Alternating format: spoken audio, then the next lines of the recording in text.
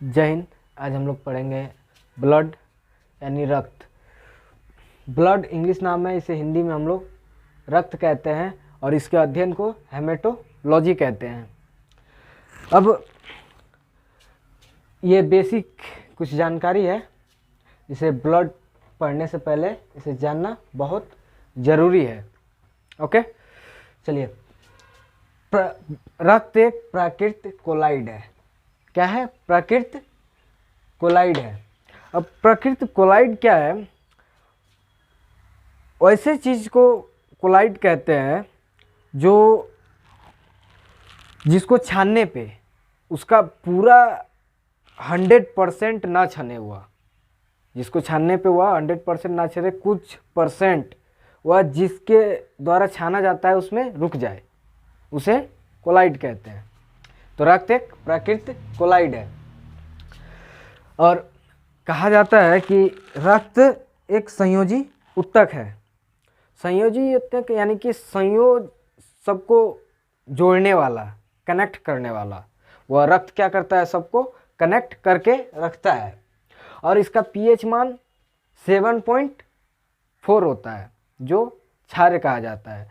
कहा जाता है कि अगर पीएच मान 7 से ऊपर हो तो उसे क्षार कहते हैं।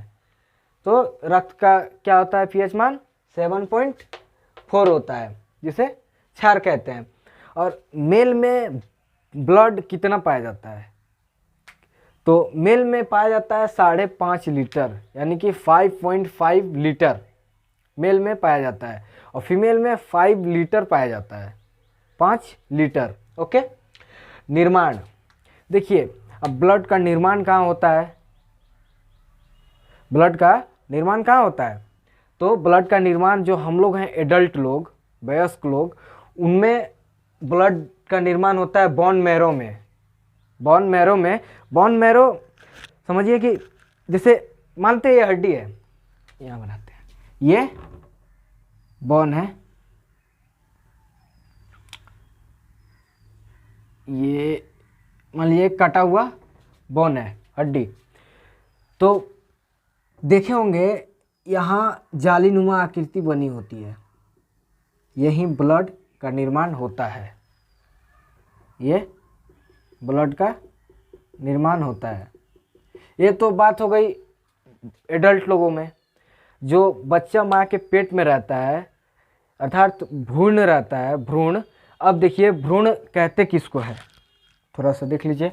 भ्रूण कहते हैं अगर बच्चा 3 महीने का भी हो माँ के पेट में, अगर बच्चा 3 महीने का भी हो माँ के पेट में तो वह भ्रूण कहलाएगा। 6 महीने का भी हो तो वह भ्रूण ही कहलाएगा। यहाँ तक कि अगर 9 महीने का भी बच्चा हो माँ के पेट में हो तो वह भ्रूण ही कहलाएगा।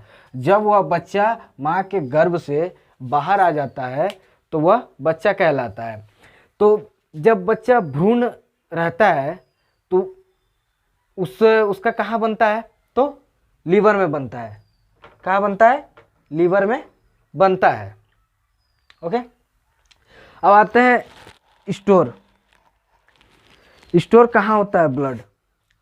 तो प्लीहा, प्लीहा जिसे ब्लड बैंक के भी नाम से जानते हैं और इसे कब्रगाह भी कहते हैं, ग्रेवयार्ड ऑफ ब्लड, और ब्लड बैंक के भी नाम से जानते हैं।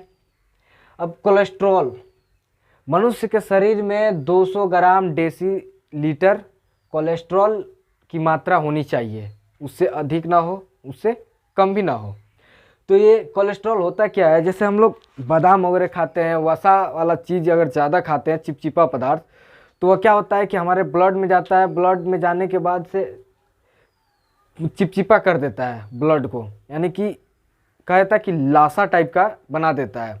और यही हार्ट में चले जाता है। हार्ट में जाने के बाद क्या करता है? हार्ट जब धड़कता है तो उसका धड़कन कम कर देता है, धीरे धीरे धीरे धीरे वह बंद कर देता है और हार्ट अटैक आ जाती है।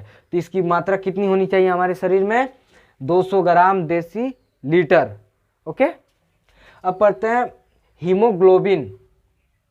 हीमोग्लोबिन इसे शॉर्ट में हम लोग HB के नाम से जानते हैं और इसमें Fe यानी कि आयरन पाई जाती है। तो देखिए मेल में हीमोग्लोबिन पाया जाता है 14 ग्राम डेसीलीटर, 14 ग्राम डेसीलीटर, और फीमेल में पाया जाता है 13 ग्राम डेसीलीटर। ये हीमोग्लोबिन जो ब्लड में पाया जाता है। ओके, अब रक्त परिसंचरण की सबसे पहले विलियम हार्वो जी ने बताया रक्त परिसंचरण के बारे में। अब होता है ब्लड के कार्य तापमान नियंत्रण करना। देखिए इसमें होता है तापमान, जब किसी भी चीज़ को वह गति में रहती है तो वह उसमें क्या आता है, एक प्रकार का ऊर्जा आता है, यानी कि तापमान आता है। जैसे हम लोग किसी हाथ को ऐसे घसेंगे तो हाथ क्या होगा, गर्म होगा, तापमान बढ़ेगा हाथ का, और छोड़ देंगे तो क्या होगा, तुरंत ठंडा हो जाएगा। तो ब्लड की जाने की स्पीड फिक्स है और आने की भी रफ्तार फिक्स है। तो जाने की होती है 120 और आने की 80। इसी को कहते हैं हम लोग ब्लड प्रेशर जब नापते हैं तो 120/80। इसी की वजह से हमारा बॉडी का तापमान मेंटेन रहता है। अब पोषक पदार्थों का परिवहन। पोषक पदार्थों का परिवहन, जैसे हम दवाई वगैरह खाते हैं तो उसमें काफ़ी सारे विटामिन वगैरह है, तो वह क्या करता है, ब्लड लेता है और पूरे बॉडी में लेकर के घूमने लगता है, जहाँ आवश्यकता होती है वहाँ दे देता है, यानी कि पोषक पदार्थों का परिवहन करता है। अब आगे पढ़ते हैं, गैसों का परिवहन।